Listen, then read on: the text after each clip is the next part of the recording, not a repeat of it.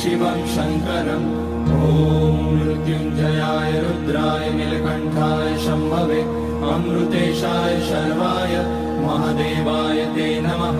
नमस्तेऽस्तु भगवन् विश्वेश्वराय महादेवाय त्र्यम्बकाय त्रिपुरान्तकाय त्रिकाग्निकालाय कालाग्निरुद्राय नीलकण्ठाय मृत्युञ्जयाय सर्वेश्वराय सदाशिवाय श्रीमान् महादेवाय नमः।